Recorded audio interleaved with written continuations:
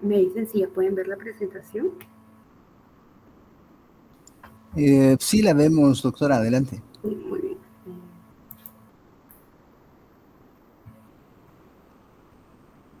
¿Les aparece ahí como presentación ya? Así es, adelante. Muy bien. Buenas tardes, doctor y compañeritos. Hoy vamos a hacer la presentación de caso clínico. En esta ocasión, pues es una paciente femenina de 55 años que la vamos a nombrar como SARL. Ella nació el 1 de febrero de 1966, es soltera, originaria de la ciudad de Guatemala y vive actualmente en zona 3, Boca del Monte, Villanueva, Guatemala. Ella es evangélica, tiene una escolaridad de sexto primaria y es ama de casa. Ella consulta por dolor abdominal de 3 días de evolución. En cuanto a la historia de la enfermedad, la paciente refiere que el día domingo 12 de diciembre por la noche inicia con dolor abdominal de forma súbita, localizado en el epigastrio con una intensidad de 6 de 10 de carácter sordo que irradia hacia el hipocondrio derecho. Ella se automedica una tableta de omeprazol y de Sertal para poder aliviar dolor, pero el dolor alivia solamente 2 horas después. Posteriormente, el dolor aumenta con intensidad de 8 de 10, que trata de aliviar nuevamente con una inyección de Sertal, pero este no alivia. El dolor se asocia a falta de apetito y pasa así todo el día lunes. Debido a estos síntomas, ella decidió consultar el día martes 14 de diciembre a la unidad de cirugía general, quienes le dan un diagnóstico de cólico biliar, le dan un tratamiento sintomático y le dan egreso posteriormente. La paciente refiere que el dolor continúa aumentando de intensidad, llegando a 9-10. Los medicamentos no la alivian. El dolor se irradia posteriormente en banda hacia la espalda y este se termina asociando a lo que son náuseas y vómitos, más o menos 2 episodios de aspecto espumoso, por lo que decide consultar a nuestra unidad. En cuanto Solo, a... espéreme, doctora, regresemos ahí al anterior.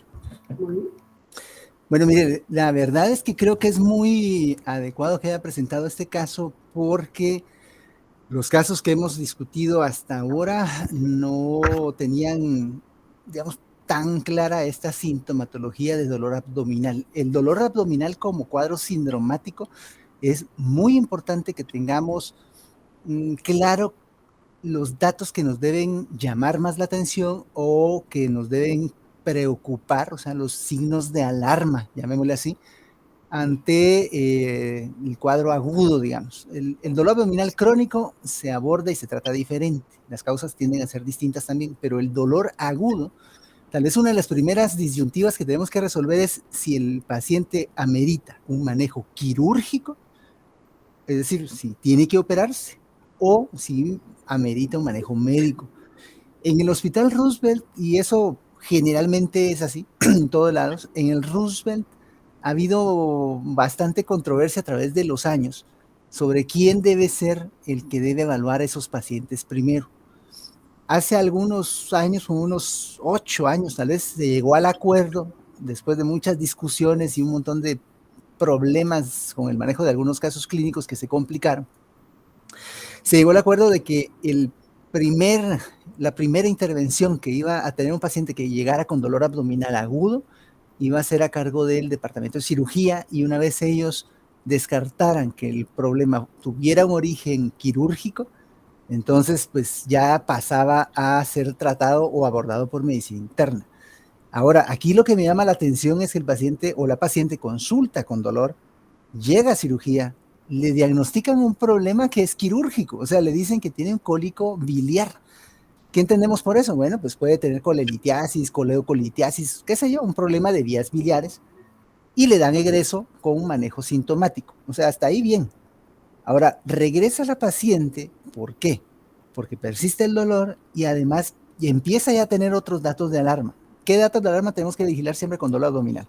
La presencia de fiebre, náuseas, vómitos, hematemesis, melena, distensión abdominal, intolerancia. O sea, cualquiera de esas, o bueno, más aún, si hay inestabilidad hemodinámica o alteración del estado de conciencia, definitivamente ese paciente tiene que quedarse hospitalizado mientras resolvemos cuál es el origen del problema y cuál va a ser la conducta a seguir. Entonces, aquí el paciente, la paciente entiendo que ya no regresó a cirugía, sino que llegó directamente a medicina, doctora. Sí, exactamente. De hecho, ella nos comentaba de que ella había ingresado a la cirugía de Roosevelt justo y que le habían diagnosticado este cólico biliar. Luego ella se regresa a su casa, pero como sus síntomas persistieron, entonces ya se abocó directamente a la unidad de medicina interna. ¿Y este diagnóstico de cólico biliar, o sea, sí le hicieron algún estudio de imagen, al menos un ultrasonido o algo, o solo fue clínico?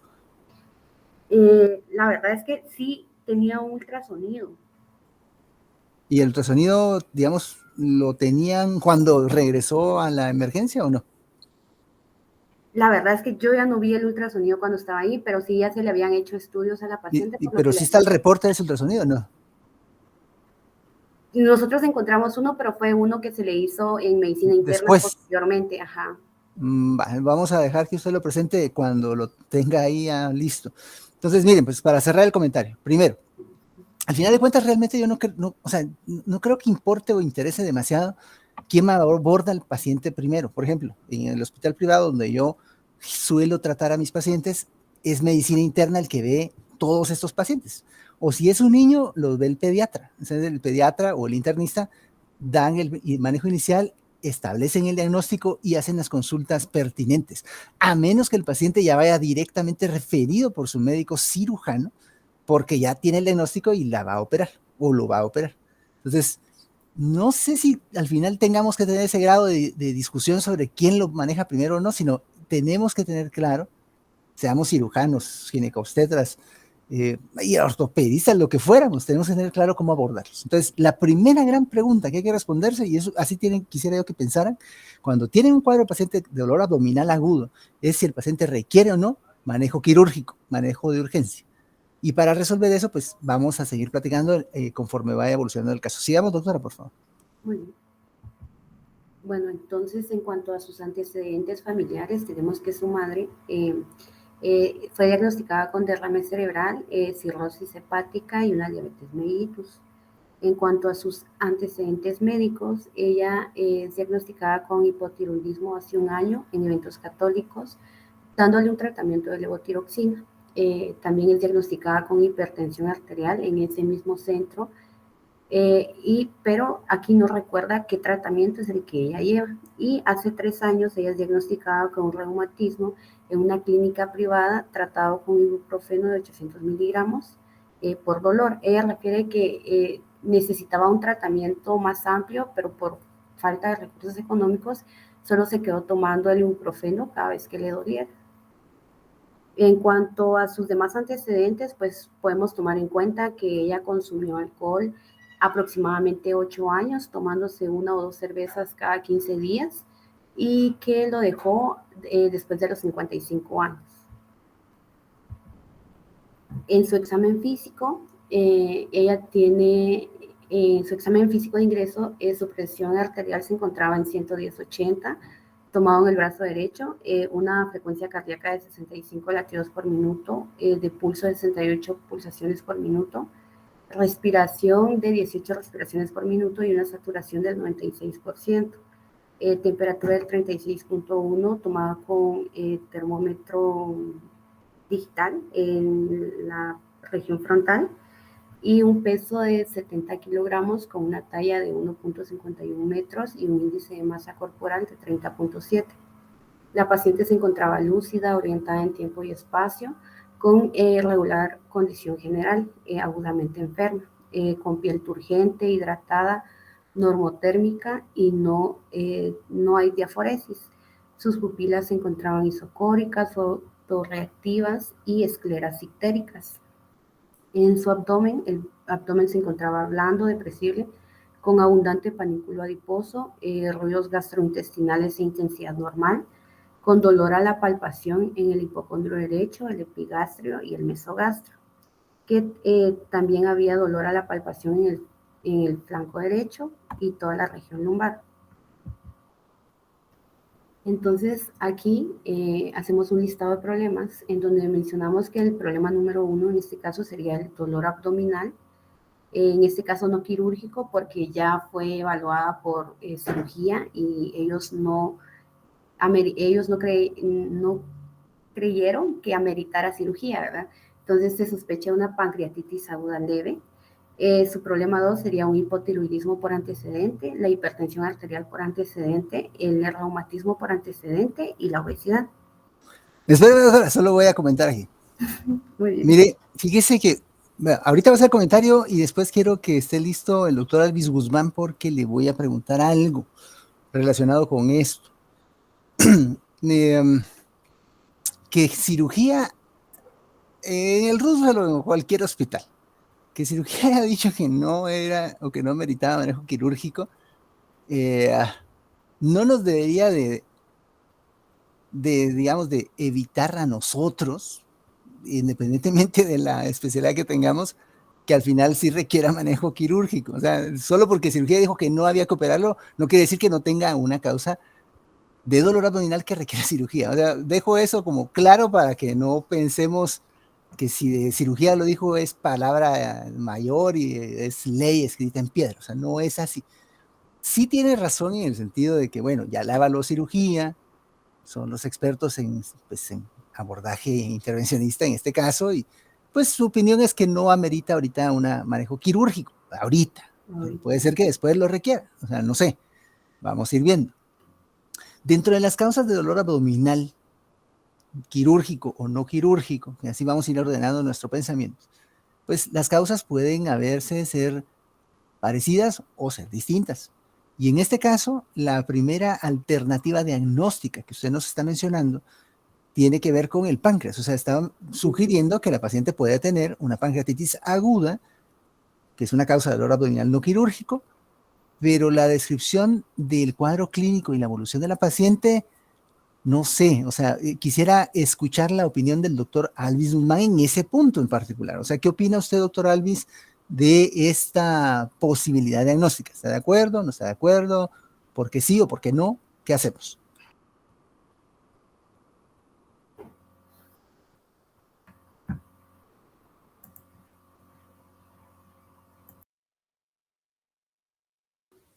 Está por acá Alvis Guzmán, no solo se apuntó y se salió. Yo sí lo veo acá, pues, pero bueno, mientras él se acerca por acá, vamos a preguntarle mejor a la doctora Estefanía Sasso. A ver, doctora Estefanía Sasso, por favor, coméntenos usted su opinión en relación a la posibilidad de pancreatitis aguda en esta paciente. ¿Está de acuerdo? ¿No está de acuerdo? ¿Sí? ¿No? ¿Por qué sí o por qué no? Doctor, disculpe, voy manejando, no sé si me podría repetir bien la pregunta. O sea, sí está al tanto del cuadro clínico de la paciente, escuchó la historia. Sí, entré un poco tarde, sí estoy escuchando más o menos, pero Mi por... pregunta específica es ver si ustedes están de acuerdo con ese diagnóstico inicial. Okay. O sea, como primera posibilidad que tenga pancreatitis aguda. Que conste que no estoy diciendo que no, o sea, yo no es que me oponga al diagnóstico, quiero saber qué piensan. O sea, sabe que mejor siga manejando ahí tranquila, no la quiero distraer en esto. A ver, ¿quién me puede contestar acá? Doctor, Miriam no sé si Jiménez. se escucha. Sí, adelante, Alice, por favor, adelante. Estaba voy todavía en el transporte, pero Entonces no tenga pena, igual, o sea, si están... pero es que yo me perdí un poco donde ya tenían el ultrasonido. Sí le estábamos hablando en que la paciente regresó, ya la había evaluado cirugía, pero cabal donde me quedé fue cuando usted dijo que no están escritos ni en piedra ni en papel, que ahí me perdí, ahí... Mire, pues, el punto es el siguiente. Yo lo que quiero saber es si alguien de ustedes quiere opinar en relación a si están de acuerdo o no. Pues no le voy a preguntar a la que está presentando el caso, pues, porque ya está presentándolo, ya seguramente tiene su opinión y la vamos a escuchar, pero quiero saber si alguien más del grupo quiere opinar en relación a ese diagnóstico que nos están poniendo como primera posibilidad, que el dolor abdominal no sea quirúrgico y que se deba a una pancreatitis aguda leve. Miren, pues les voy a plantear yo mi manera de pensar. Fíjense, pues, yo primero sí creo que esa paciente, y lo digo por experiencia, o sea, hemos visto un montón de casos ahí en el Roosevelt y en otros lugares donde, salvo que a uno ya le haya pasado, no sé si alguien de ustedes ha tenido un cólico biliar, pero por lo menos yo sí lo he tenido, o sea, yo sí tuve en algún momento ese dolor y uno siente, la verdad es que se siente morir, o sea, uno le dice, Dios mío, llévame por favor, que ya no aguanto el dolor, de veras, o sea, uno se está retorciendo del dolor. Es algo que puede llegar a ser muy doloroso y no se alivia, cuesta mucho que se alivie. Entonces, hasta que uno no logra como empatizar bien con el paciente, no logra comprender tampoco la dimensión del dolor, qué tan severo lo puede experimentar el paciente o la paciente. En este caso, primero, era un dolor intenso. Segundo, no encontró realmente alivio o mucha mejoría. Yo creo que al final, digamos, no le dieron la importancia del caso, o sea, le dieron salida, manejo ambulatorio. Es cierto que de repente no, en ese momento no era una urgencia quirúrgica, pero si el cólico biliar era originado por una colelitiasis, requería cirugía. Si era una colecistitis crónica calculosa, requería cirugía. O sea, eventualmente había que operarla. Y por eso les decía, bueno, tal vez no había que operarla ahorita de urgencia, pero pues eventualmente podría requerir manejo quirúrgico. Recuerden ustedes que dentro de las causas de dolor abdominal, sobre todo en el área epigástrica, no en el hipocondrio derecho, sino en el área epigástrica, y que se puede irradiar hacia la espalda. La pancreatitis sí puede ser una de esas causas que induzcan esa sintomatología. Y, a su vez, la pancreatitis aguda se puede deber o puede estar relacionada con problemas de vías biliares, o sea, un cuadro de un lito que logre pasar o salir de la vesícula y pasar el colédoco y obstruir parcial o totalmente la salida del conducto pancreático puede inducir también una pancreatitis aguda, la cual tiende a resolverse también cuando el lito logra salir. Entonces, creo que no está del todo mal pensar en pancreatitis. Ahora, yo no pensaría solo en pancreatitis. Quiero reconocer aquí, porque pensé que no lo iba a poner, pero sí lo puso. Quiero reconocer que la doctora se fijó muy bien en el detalle de la obesidad. Las pacientes que tienen más posibilidad desde el punto de vista clínico de tener problemas de vías biliares, sobre todo con la litiasis, son las pacientes mujeres entre los 40 y los 60, que tienen obesidad y que tienen algunos otros factores de riesgo metabólico. Entonces, yo creo que hay que ir por esa línea de pensamiento y pedirle los estudios convenientes para confirmar la sospecha diagnóstica que seguramente la doctora nos va a informar más adelante. Y un último comentario con este diagnóstico 4, lo del reumatismo. La palabra en sí no aclara bien a qué nos referimos. Yo sé que la paciente pues entendió eso y fue hecho el diagnóstico en otro lado, pues, pero reumatismo como tal no existe. O sea, no hay una enfermedad que se llama reumatismo. Recordemos que existe la fiebre reumática, que es una entidad clínica diferente de artritis reumatoide, y hay otras situaciones que parecen o se parecen los nombres. Por ejemplo, está la fibromialgia reumática, de la cual ya platicamos en una de las clases de este mes. Entonces, hay cosas que dan dolor, dan artralgias, pero que no son exactamente lo mismo. Habría que aclarar ese diagnóstico. Pero bueno, no es el enfoque ahorita inicial o más urgente de la paciente. Lo que nos surge es ver por qué tiene dolor abdominal. Sigamos, doctora, por favor. Muy bien, doctora. Bueno, en cuanto a el análisis y la discusión, bueno, tomando los datos objetivos, podemos mencionar que, pues, para comenzar, la paciente femenina de 55 años que consulta por el dolor abdominal, se inicia de forma súbita, localizado en el epigastrio, que posteriormente irradia hacia el hipocondrio derecho. Esto se asocia a la falta de apetito, que se irradia en banda hacia la espalda. Además, se asocia a náuseas y vómitos de aspecto espumoso. Y si tomamos en cuenta, por ejemplo, si pensáramos en, como hay varias causas de pancreatitis, entre una de ellas sería la alcohólica, pensamos en su antecedente de alcohol de 8 años. También en sus datos objetivos, pues encontramos el peso de la paciente de 70 kilogramos con una talla de 1.51 metros, con un índice de masa corporal de 30.7, las escleras ictéricas, el abundante tejido adiposo y el dolor a la palpación en el epigastrio. mesogastrio, en el hipocondrio derecho, el flanco derecho y la región lumbar. Entonces, en cuanto al análisis, en primera instancia pensamos en una pancreatitis aguda. Ya mencionamos todo la característica en cuanto a el tipo de dolor, en dónde está localizado. Entonces, todo esto es característica clínica como característica de la pancreatitis, mencionando el dolor epigastrálico que se irradia en banda, la falta de apetito, las náuseas y los vómitos. Pero otro diagnóstico en el que podríamos pensar podría ser una colecistitis, colecistitis debido a la ictericia de la paciente y el dolor abdominal que presenta. Sin embargo, ya había sido evaluada por cirugía, quienes dijeron que era un cólico biliar y estaba asociado, no está asociado a fiebre ni a la hepatomegalia. Y por último, podríamos decir una gastroenteritis, y esto debido al dolor abdominal que puede presentar la paciente en el epigastrio, mesogastrio, y que se asocia a la falta de apetito, las náuseas y los vómitos. Sin embargo, la paciente no presenta diarrea, no hay alteraciones en los ruidos gastrointestinales, no presenta fiebre, los escalofríos, y además tiene escleras ictéricas, por lo que llegamos como que y decimos que el diagnóstico sería una pancreatitis aguda. En cuanto al manejo, diagnóstico y tratamiento, se da un plan inicial en cuanto a la clínica. También nos podemos ayudar pidiendo exámenes complementarios.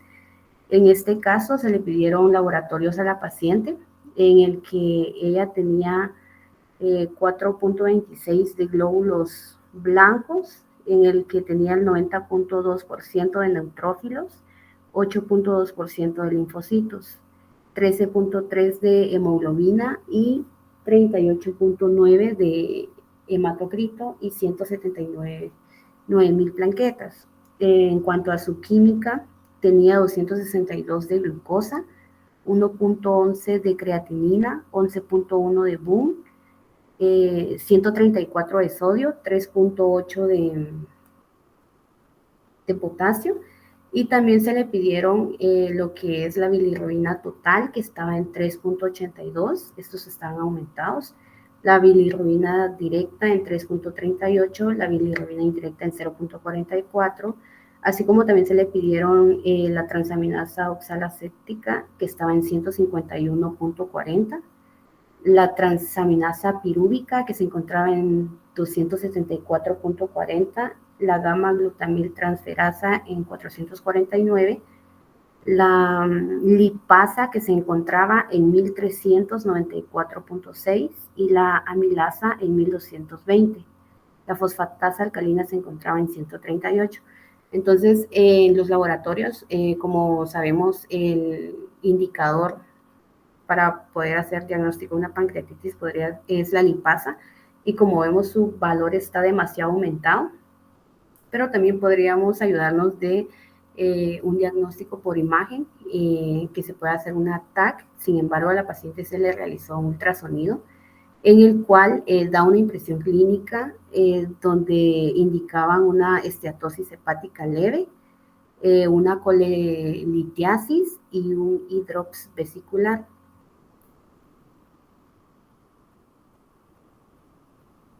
Pues en el plan educacional se le explica a la paciente el diagnóstico que tiene y que en este caso es una pancreatitis aguda, y que el páncreas es un órgano interno que produce enzimas y que se encuentra inflamado. Se le explica que es necesario colocarle una vía para poderle administrar soluciones e hidratarla, suplementando su alimentación, ya que ella no podía comer.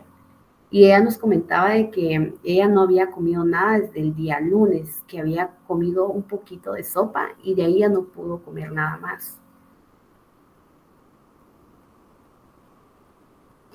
En cuanto al tratamiento, se le da un reposo relativo, nada de alimentos. En su lugar se le administra solución Harman.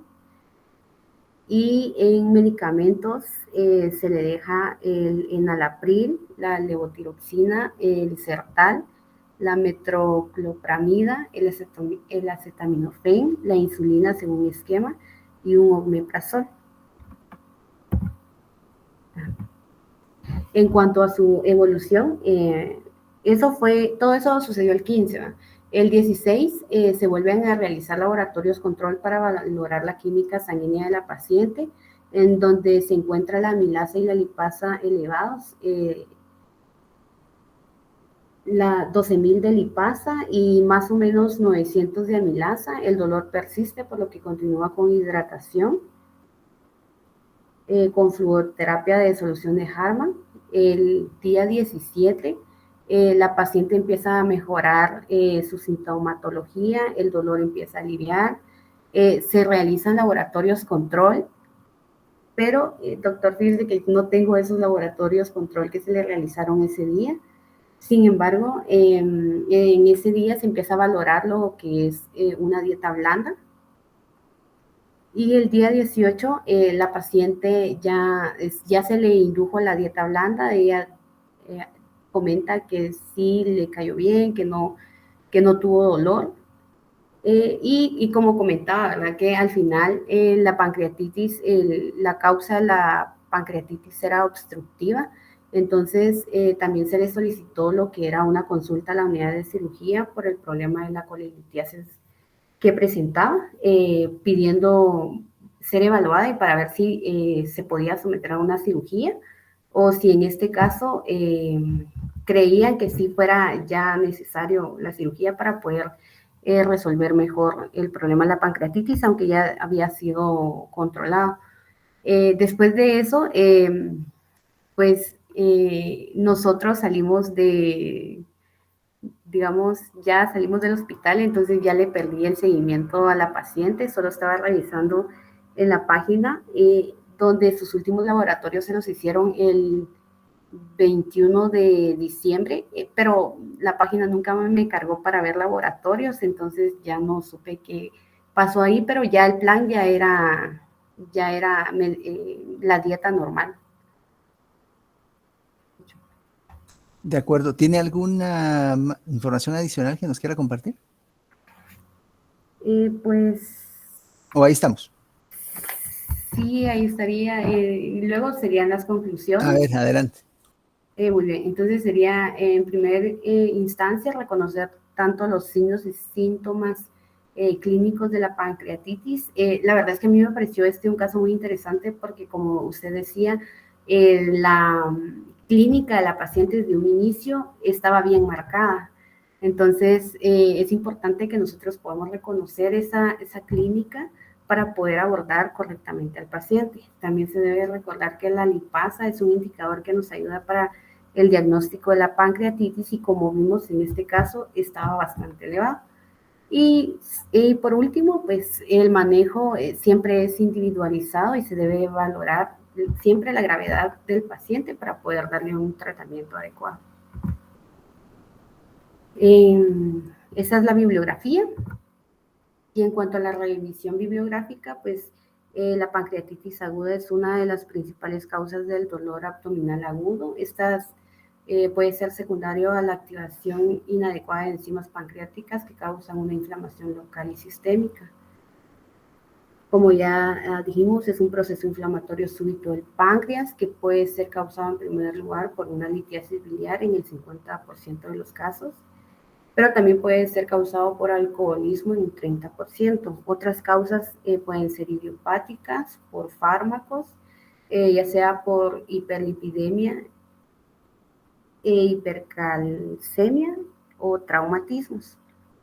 Su diagnóstico puede ser mediante la clínica, se realiza en base a la clínica, química, o sea, laboratorios e imagen. En la clínica Para el diagnóstico se requiere la presencia de al menos 2 de los siguientes criterios. El dolor abdominal agudo se inicia, es súbito, persistente al nivel del epigastrio, el cual puede irradiar hacia la espalda. Los niveles séricos de amilasa o lipasa elevados mínimo 3 veces sus valores normales, y sus hallazgos característicos de pancreatitis aguda en una tomografía o una resonancia podrían ser las colecciones intraabdominales. La elevación de la amilasa o la lipasa sérica debe ser mínimo 3 veces el límite superior de los valores normales. La lipasa, que es el indicador óptimo para el diagnóstico de la pancreatitis, y es más específico que la amilasa. Y el manejo inicial consiste en medidas donde se debe individualizar cada caso para tener el mantenimiento de fluidos, saber si necesita o no necesita antibióticos, el manejo del dolor, la nutrición y otros factores. Y por el momento eso sería el caso, doctor. Perfecto. Y a mí me parece que presentó bastante bien. Tuvo pues ahí la oportunidad de presentarnos los datos más relevantes. Sí, creo que es conveniente tratar de documentar un poco mejor la evolución desde el punto de vista no solo clínico, sino de laboratorios de la paciente también para ver cómo va mejorando, pero en general estuvo bien. Le voy a hacer 2 preguntas nada más. Usted nos comentó que la paciente tenía antecedente familiar de diabetes mellitus en su mamá, o sea, la mamá de la paciente, Sí. pero ella no tenía conocimiento hasta ahorita de haber tenido diabetes o elevación de la glucosa. ¿Estoy bien? Exacto. Va. Entonces, cuando tenemos un paciente que llega al hospital y que no tiene historia de diabetes, pero lo encontramos con hiperglucemia, existen 2 posibilidades diagnósticas en ese caso, o sea, en el contexto agudo de ese paciente que está consultando al hospital por una emergencia. Que la hiperglucemia se deba al estrés o que el paciente tenga un cuadro ya de diabetes mellitus que no conocía y que, bueno, ya solo terminó de manifestarse de esa forma cuando llega la emergencia. ¿Tenemos alguna manera de poder diferenciar en ese contexto de paciente, cuando llega sin antecedente conocido, con hiperglucemia, de saber si tiene hiperglucemia de estrés o si ya era un paciente diabético? ¿Existe alguna forma de hacerlo o de saberlo o no es posible eso, doctor? Bien, debería ser medido con la ¿cómo es? Glucosa. ¿Cómo es? Se me olvidó el nombre. Con la hemoglobina glucosilada 1C. Perdón, doctor, sí, justo el de 3 meses, hemoglobina glucosilada. La hemoglobina glucosilada A1C. Recuérdese siempre que tiene que tener ahí unido al término fracción A1C, porque es la que está estandarizada. De hecho, es la que se mide en el Hospital Roosevelt. O sea, ustedes nunca piden una hemoglobina glucosilada A1C, o si lo hacen muy pocas veces, porque así es. O sea, casi nadie en el hospital pone hemoglobina glucosilada A1C, porque la única que se mide, bueno, no es la única, ahí miden otras, pero la que le reportan a uno cuando uno quiere saber cómo está el control crónico del paciente es esa fracción. O sea, ya en el laboratorio de endocrinología saben eso y entonces lo que nos están reportando es la hemoglobina glucosilada A1C, que para estar estandarizada tiene que estar medida con cierta metodología. La metodología que se utiliza para hacer la estandarización es una metodología que se llama hematografía, hemocromatografía líquida de alto desempeño. Esa sería como la traducción al español. Y la metodología que se usa en el Hospital Roosevelt es esa. Se usa, que yo sepa, se usa también en el laboratorio del Laboclip, el de la USAC, el de farmacia que está en la zona 1. Se usa también en el laboratorio de la Policía Nacional Civil. Se usa, creo que en San Juan de Dios. Y yo no estoy seguro que la use en el IX, no estoy seguro. Pero bueno, sí se usa y en algunos laboratorios privados como pues, Centro Médico, Tecniscan y Tecnodiagnosis se usa esa. Entonces, las que le reportan a uno es la hemoglobina glucosilada A1C. Y tiene razón, esa es la que usamos para diferenciar si el paciente tiene hiperglucemia de estrés o si tiene diabetes mellitus y no sabía que era diabético. ¿Cuál es el límite o el nivel de corte? Sería menor a 7.5. No, el límite es el mismo que para el criterio diagnóstico de la OMS que platicamos cuando hablamos de diabetes, no sé si se recuerda, pero hablamos de ese criterio de hemoglobina 6.5. glucosilada, es 6.5, exactamente. Entonces, 6.5. si la paciente tuviera 6.5 o más, lo que tenemos que informarle a la paciente es que ya tenía diabetes y que ahorita solo terminó de expresar hiperglucemia. O si no la tiene, es que probablemente ahorita tiene hiperglucemia por el estrés, pero eso también tiene implicaciones pronósticas. Es más difícil el manejo y el pronóstico es peor en pacientes que tienen hiperglucemia por estrés que en pacientes que ya eran diabéticos y llegan con hiperglucemia. Parece un poco paradójico, pero así es. O sea, los pacientes que no eran diabéticos y que se descontrolan mucho su glucosa y llegan con cualquier condición de estas agudas estresantes, tienen un peor pronóstico de recuperación que los que ya eran diabéticos y que de alguna forma, entre comillas, ya estaban adaptados a estar hiperglucémicos. La otra pregunta que le quiero hacer tiene que ver con lo que al final tenía la paciente. ¿Sabe usted qué es el hidrops vesicular? El hidrops. Fíjese que la verdad no recuerdo, sí lo busqué en su momento, pero ahorita la verdad no Pero recuerdo. digamos con lo que buscó y encontró, digamos qué concepto tiene, expréselo en sus propias palabras, o sea, así, palabras sencillas, ¿eh? Como que me está explicando, yo soy paciente. Hidrops vesicular. Yo recuerdo que era como la elevación de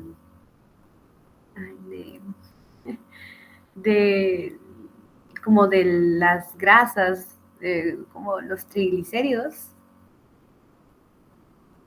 como que están elevados. Es que la verdad es que no recuerdo muy bien el término, doctor. Va, mire, me voy a explicar, vamos a hablar de eso porque fíjense que por alguna razón los médicos cuando nos enfermamos o nuestras familias se enferman tendemos a tener complicaciones más severas, malas respuestas a los tratamientos o presentaciones atípicas. Y lo comento por algo que les voy a decir en un ratito.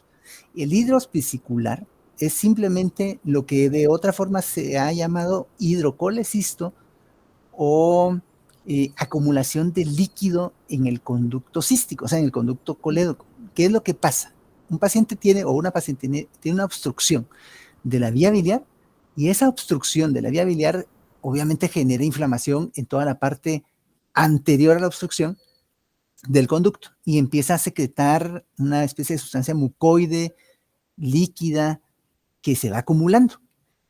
Como la vesícula biliar permite, si esa acumulación se va volviendo crónica, permite que vaya distendiéndose la vesícula biliar, hay pacientes que llegan a tener unas distensiones increíblemente grandes de la vesícula. Hace un par de años tuve la oportunidad de tratar a una colega docente de la Facultad de Medicina de ahí con nosotros en la San Carlos. Llegó grave séptica a la emergencia del Hospital El Pilar con un cuadro de una sepsis de origen biliar, precisamente porque tenía hidrops vesicular de una colelitiasis crónica que tenía y que nunca se había querido operar. O sea, a ella le habían dicho hace como unos 10 o 15 años que tenía colelitiasis y le dijeron, bueno, si quieres operar, si no quieres no te operes y que mira, puedes estar tranquila. Ella decidió no operarse, pero esa obstrucción crónica se fue empeorando de forma que ya la paciente llegó séptica. La metimos a intensivo, estuvo con aminas vasoactivas, a punto de que la intubáramos. Gracias a Dios salió adelante, recuperó función renal, todo mejoró. Tuvimos que esperar, o sea, antes de egresarse se le colocó solo un drenaje de la vía biliar para que pudiera liberar un poco de esa obstrucción. Y tuvimos que esperar como unos 4 a 6 meses y la tratamos como con 2 meses con antibiótico para que resolviera bien la infección de la vía biliar y después que mejorara la inflamación y que eso permitiera que al momento de operar la recuperación fuera más factible. Porque si entraban a operarla, ahí sí, con la sepsis y todo, se iba a morir en sala de operaciones. O sea, en ese contexto de plano no se iba a operar. Algo parecido sucedió con esta paciente. O sea, yo no decía que en el momento inicial de plano urgía que lo operaran, pues, pero en mi experiencia, la mayor parte de los casos que se presentan a una emergencia con cólico biliar y ya se tiene el diagnóstico, el cirujano platica con la familia, platica con el paciente y le dice, mire, mejor opérese de una vez y los operan ese día. Al día siguiente se van para su casa, ya operados. Y se evitan todas estas complicaciones que estamos platicando. La pancreatitis que tuvo la paciente seguramente tuvo que ver con la colelitiasis que ya tenía. Y la persistencia del dolor y el empeoramiento que tuvo que ver con eso. Pasó un lito ahí, obstruyó, inflamó el páncreas y la paciente empeoró. Y ya se nos complicó todo. Al final sale más caro eso y más riesgo para el paciente. Y recuerdo también ahorita a otro colega, amigo y compañero de promoción, fíjense, salió con nosotros cuando nos graduamos de médicos. Ya tenía 2 hijos y tenía como unos 10 años de ser médico ya el doctor, tuvo una complicación de vías biliares, lo metieron a operar y falleció por una complicación quirúrgica de la cirugía. Por lo mismo, por esperarse demasiado. O sea, ¿se recuerdan cuando platicamos hace un rato de que, bueno, que en ese momento no hay que operarla, pero es a eso a lo que me refiero? O sea, no es que todos los pacientes de inicio haya que operarlos, pues, pero muchas veces lo que hay que hacer es aliviarlos, mejorar la inflamación, mejorar sus condiciones generales y permitir entonces que pueda ser más adecuado operarse y mejorar la capacidad de recuperación de la cirugía del paciente. Pero no es decir, bueno, entonces nunca se va a operar y ahí quédese, porque pasan estas cosas. Así que bueno, ahí estamos, doctora. Gracias por la presentación y por la oportunidad que me da de comentar un poco de las experiencias en relación a dolor abdominal de origen biliar. Es importante que lo revisen y lo tengan claro, por favor. Ok, perfecto. Y vamos ahora con nuestro segundo caso. Gracias, doctora Vargas. De nada, gracias a ustedes. Sería yo, ¿verdad, doctor? ¿Ya está lista, doctora Robles? Sí, adelante, por favor.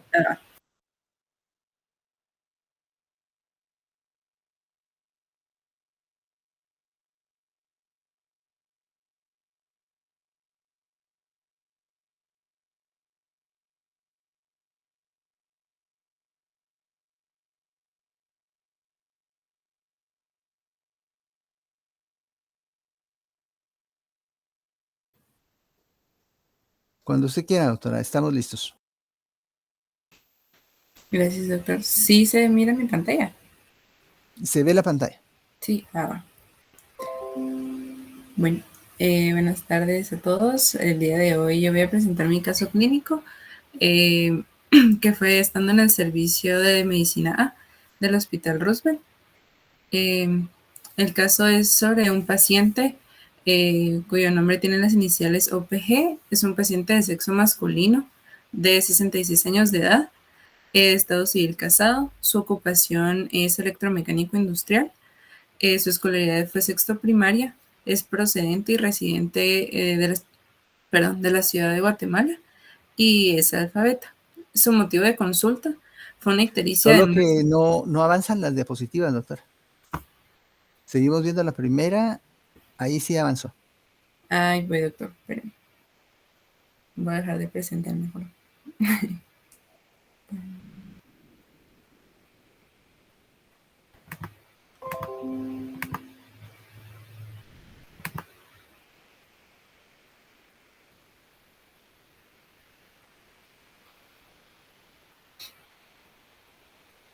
Ahora sí se mira.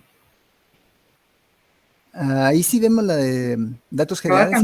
Ahí estamos. Sí. Historia de la enfermedad. Ajá. El motivo de consulta fue ictericia de aproximadamente 17 días de evolución.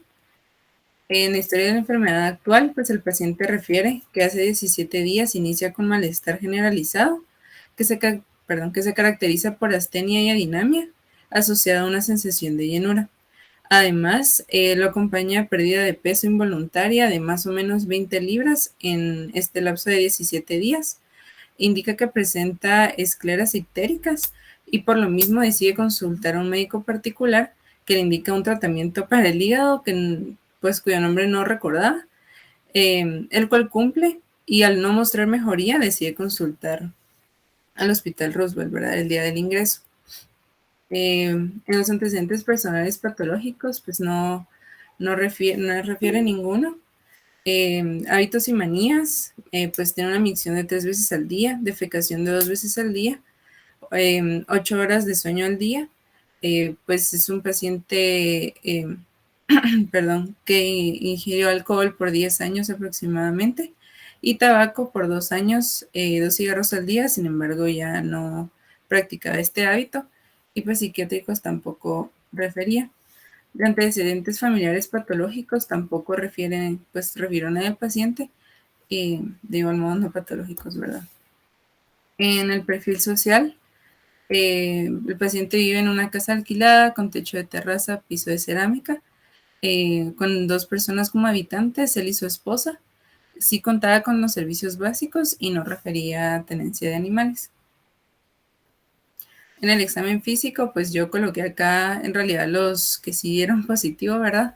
Que fueron, bueno, los signos vitales de ingreso fueron una presión arterial de 110/70, una frecuencia cardíaca de 79 latidos por minuto, una frecuencia respiratoria de 20 respiraciones por minuto, temperatura de 36.5 grados centígrados y una saturación de oxígeno del 98%. A la inspección general, el paciente pues estaba consciente, alerta dentro de un tiempo de espacio y persona, sin embargo presentaba un regular estado general. Contaba con piel con ictericia generalizada, ojos con escleras ictéricas y pues boca también con mucosas ictéricas. Y pues solo para agregar también, ¿verdad? En el abdomen, pues a la palpación no presentaba dolor, el abdomen estaba blando y igual, ¿verdad? Los ruidos gastrointestinales estaban positivos.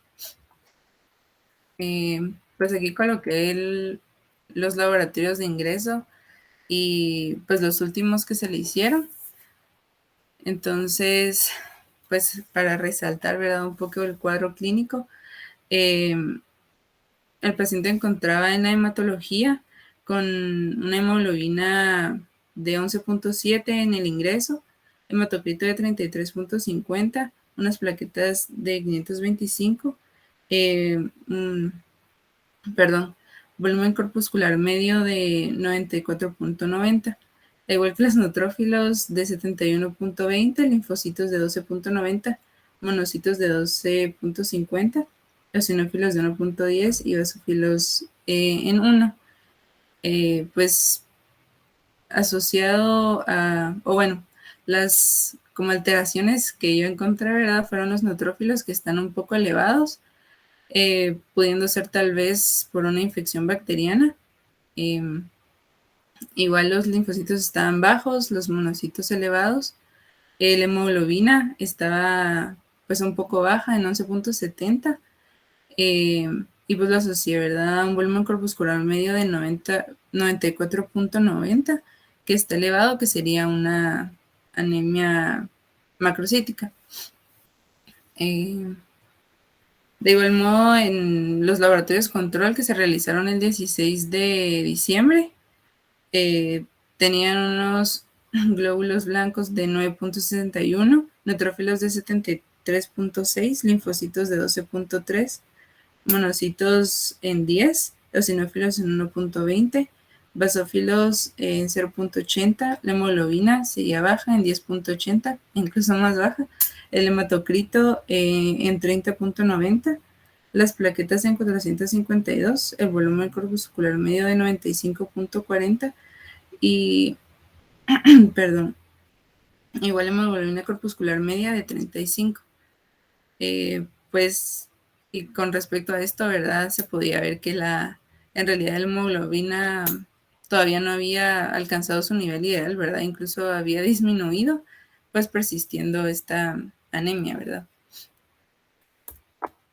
En la química sanguínea, perdón, en los laboratorios de ingreso observamos una glucosa en 96, una creatinina en 1.9, un BUN en 31.7, el ácido úrico en 3.2, sodio en 127, potasio en 4, fósforo en 3.32, calcio en 9.08, bilirrubinas totales en 36.08, 29.51 y 6.57. Y de igual modo, los últimos laboratorios que se le realizaron, una glucosa de 85.50, una creatinina de 1.30, un BUN de 22.50, ácido úrico de 2.2, sodio de 128, potasio en 3.9, fósforo en 3.54, calcio en 8.82, bilirrubinas totales en 32.08, directas en 26.73 e indirectas en 5.35.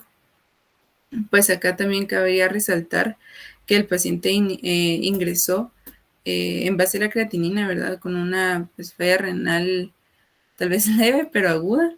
Y pues en teoría, ¿verdad? Basándonos en los parámetros normales, pues al 16 ya había resuelto. Y en donde también pues valdría la pena poner atención es en las bilirrubinas que están pues bastante elevadas en ambas fechas.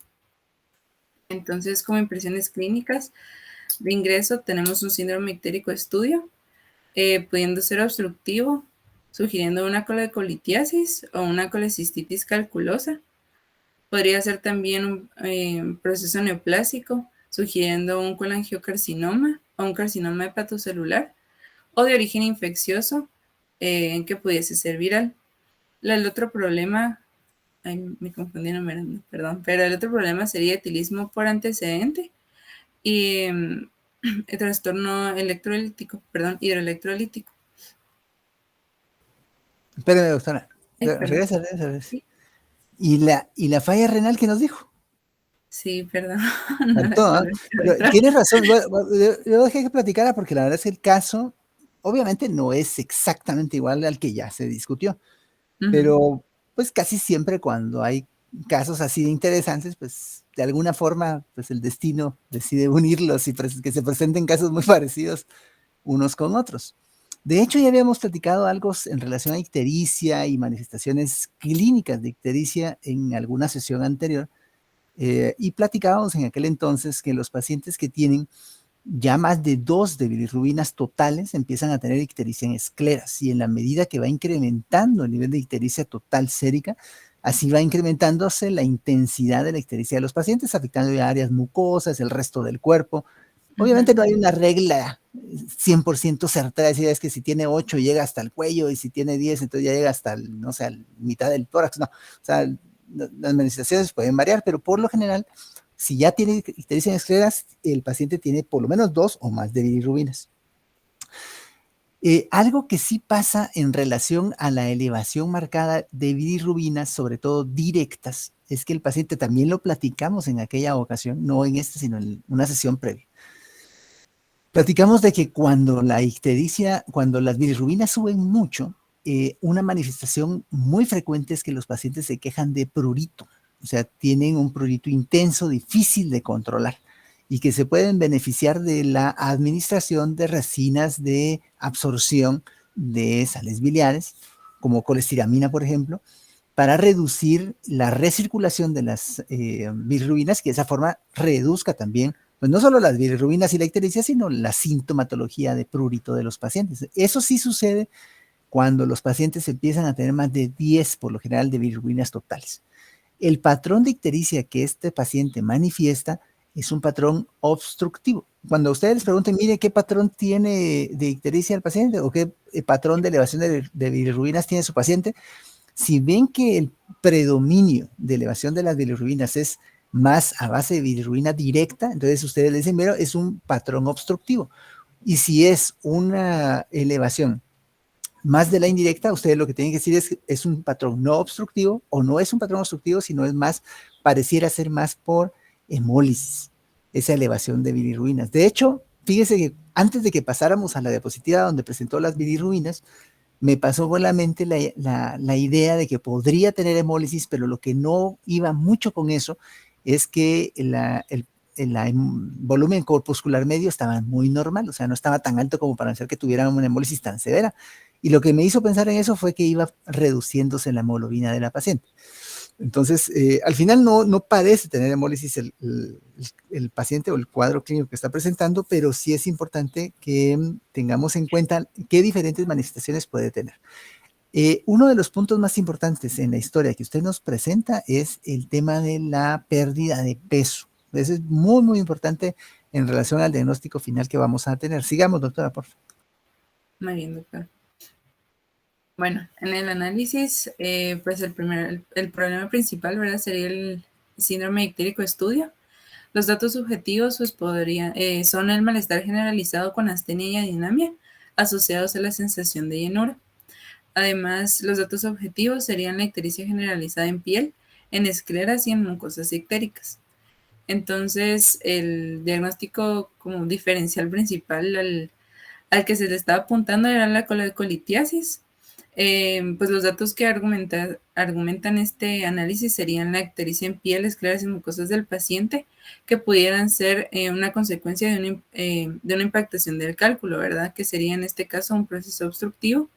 Además de los laboratorios en los que encontramos las bilirrubinas pues muy aumentadas, ¿verdad? Tanto las totales como las directas y las indirectas.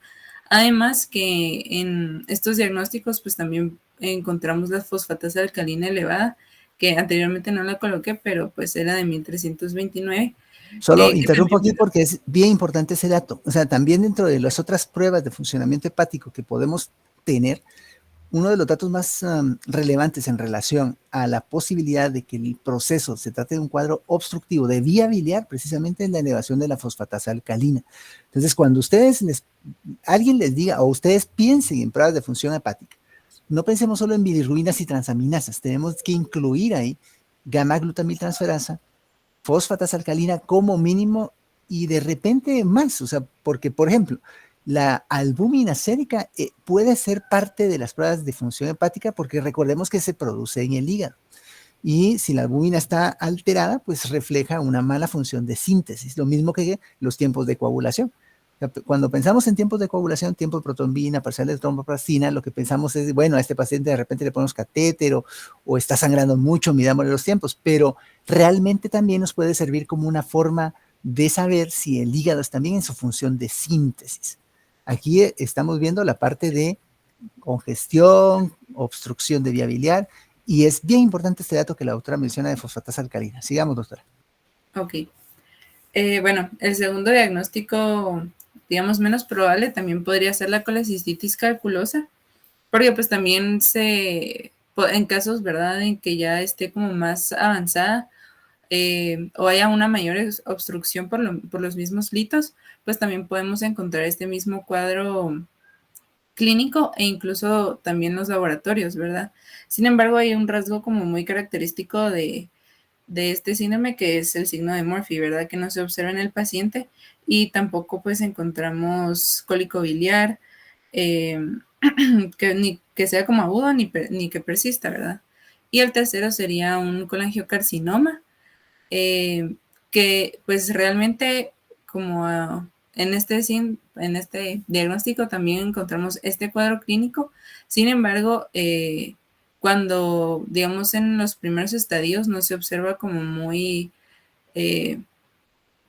significativo el cuadro clínico, ¿verdad? La ictericia, ni los laboratorios, pero ya en una etapa avanzada pues ya se manifiestan, ¿verdad? Entonces también esto nos indicaría un posible diagnóstico. Como nuevos datos, también para descartar, ¿verdad? Porque estaba en nuestra lista de problemas que podría ser un proceso infeccioso, pues se realizó un panel de infecciosos en los que todos los resultados dieron negativos. Se realizó pues de ingreso una radiografía de tórax, pero no indicaba mayor, pues ningún cambio significativo. El 7 de diciembre, el día de ingreso, se realiza un ultrasonido hepático y de vías biliares, en el que sí se observa una dilatación de vía biliar intrahepática de 8 milímetros de rama izquierda y 8 milímetros, derecha e izquierda, lo siento. Y bueno, en base a que no se encontró como mayor dato, ¿verdad? O sea, más que estos datos en el ultrasonido, se decide hacer una tomografía trifásica de abdomen, en la que pues a la fecha, ¿verdad?, de nuestro egreso del hospital no tuve la oportunidad de contar con el informe. Sin embargo, pues la doctora del servicio pues sí habló con los radiólogos, ¿verdad? Y pues sí se obtuvieron una sugerencia diagnóstica de un tumor de Klatskin, que como anteriormente había dicho, este es un tipo de colangiocarcinoma. Pues para el plan terapéutico en el hospital, lo que se manejó pues hasta la fecha que yo pude observar, le hicimos una consulta de gastroenterología ya con la sugerencia, ¿verdad?, del diagnóstico. Entonces pues se dieron planes de pasar al paciente para un drenaje de la vía biliar por medio de una pancreatografía retrógrada endoscópica, un ERCP. El día siguiente, ¿verdad? Se le habló al paciente al respecto y pues ese mismo día se firmó la autorización y pues estaba pendiente a pasar el 18 de diciembre. Y como sugerencia mía en base a la bibliografía que realicé, pues sí, las indicaciones principales para este diagnóstico es el drenaje biliar, que usualmente se hace preoperatorio con el mismo fin, ¿verdad? De aliviar la obstrucción, además de bajar, ¿verdad? Las bilirrubinas. Y el tratamiento ideal y el que indica como tal mejoría, ¿verdad? O curar al paciente es el tratamiento quirúrgico. Sin embargo, pues no siempre los pacientes son, ¿cómo se diría? Aptos, No ¿verdad? están Para el en condiciones. procedimiento. Sí, perdón. Entonces, pues la verdad, ya no supe si el paciente fue candidato, ¿verdad? A este procedimiento, pero idealmente es la única resolución curativa, ¿verdad? Que tiene este diagnóstico. Pues solo eso tengo del caso, además de mi revisión bibliográfica sobre el tumor de Klatskin. Es un tumor agresivo con una resecabilidad del diagnóstico de un 47% y una supervivencia sin cirugía inferior a 12 meses. Este tumor pues es bastante común, por decirlo así, en los colangiocarcinomas, presentándose en un 40 a un 60% de ellos, y también se presenta en un 10% de todos los tumores hepatobiliares. Los colangiocarcinomas se dividen según su origen anatómico. Hay 3 tipos. Está el intraopático, el periliar, que es este de Klatskin, y el distal. Entonces el tumor de Klatskin perdón, se va a delimitar distalmente en la entrada del conducto cístico, que es por aquí, ¿verdad? Y proximalmente en la bifurcación de los conductos hepático derecho e izquierdo, que está aquí, ¿verdad? Entonces se localiza justo acá en medio. Pues en las características histopatológicas, el 90% de estos tumores son adenocarcinomas y el 10% son adenoescamosos o escamosos. Y pues sí se ha podido relacionar antecedentes de litiasis, de quistes o de anomalías de los conductos biliares. Según su función y su anatomía, ¿verdad? Se van a dividir en 3 tipos. Está el colangiocarcinoma tumoral o formador de masas. Lo que hacen estos carcinomas es que forman una masa de bordes bien definidos con una reacción fibrótica y que es frecuente que haya necrosis central. Estos se van a originar en la luz del conducto biliar y van a invadir la pared, diseminándose y formando una masa nodular de carácter obstructivo. El segundo tipo va a ser el periductal infiltrante. Este lo que hace es crecer a lo largo del conducto biliar y forma un engrosamiento concéntrico y longitudinal a través del tejido conectivo del ducto, ¿verdad? Provocando estenosis y obstrucción. Y esta obstrucción es completa. Y este segundo tipo es el que se presenta en la mayoría de estos tipos de tumor, ¿verdad? Y por último sería el de crecimiento intraductal. Estos tumores son superficiales e intraluminares.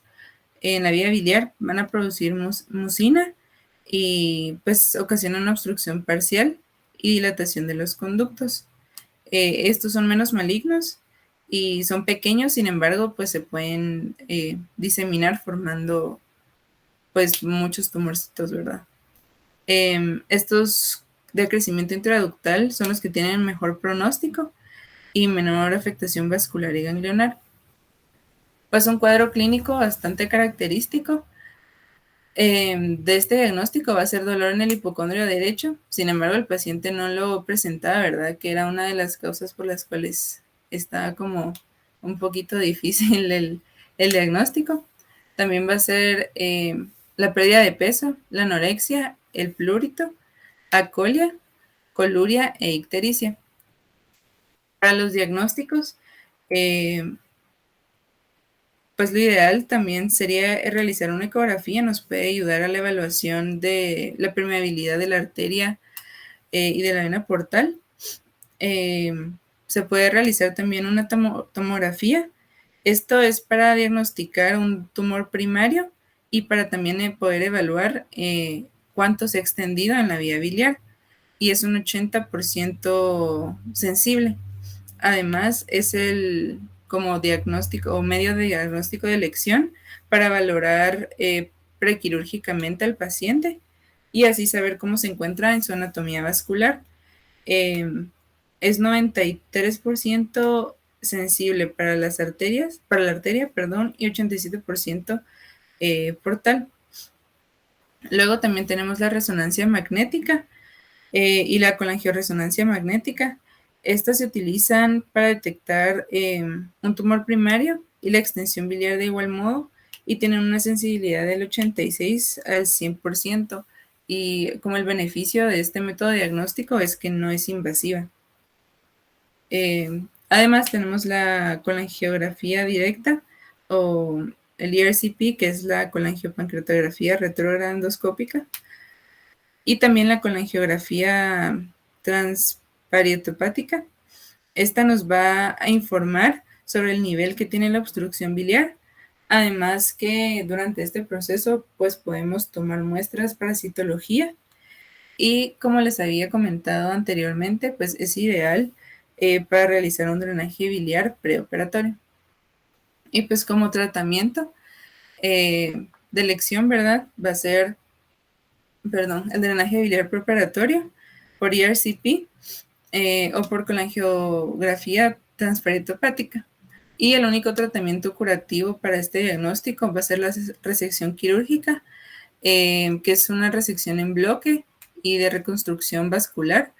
Y pues es la única técnica, ¿verdad?, que se ha conseguido que los pacientes tengan una supervivencia de mayor plazo, ¿verdad? Y pues eso sería todo. Muchas gracias. Estas son mis bibliografías. De acuerdísimo. Bueno, mire, el caso también muy interesante. O sea, datos importantes aquí, lo que platicábamos en relación a algunas situaciones que de repente no le ponemos tanta atención como clínicos, por ejemplo, el tema del prurito, preguntar si el paciente está orinando de color diferente, cómo están las heces, todo eso nos sirve mucho para correlacionar la clínica con los hallazgos de laboratorio que estamos teniendo en nuestro paciente.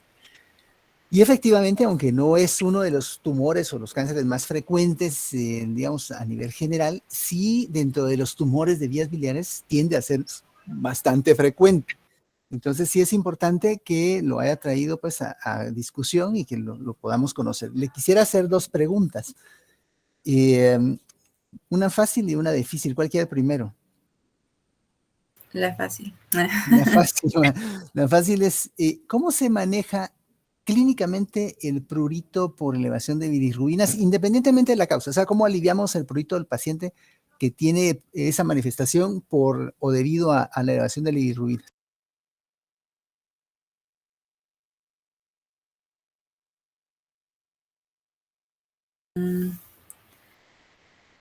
No estoy segura, doctor, pero había leído que es con medicamento, pero no me recuerdo bien. La verdad sí es la rifampicina, pero no estoy segura.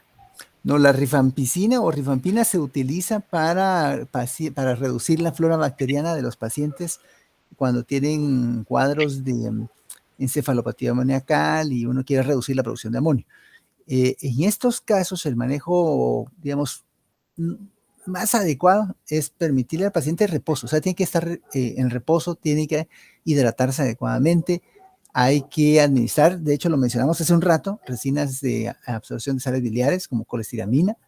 Ácido urso desoxicólico también puede ser útil en estos pacientes, es de hecho bastante útil para reducir la recirculación de las sales biliares y bajar el nivel de sales biliares de los pacientes. Y también podemos utilizar antihistamínicos, podemos usar medicamentos que tengan un efecto directamente sobre la activación de los receptores histaminérgicos que están a nivel de la piel y que se activan por el exceso de depósito de bilirrubinas en la piel. Entonces podemos usar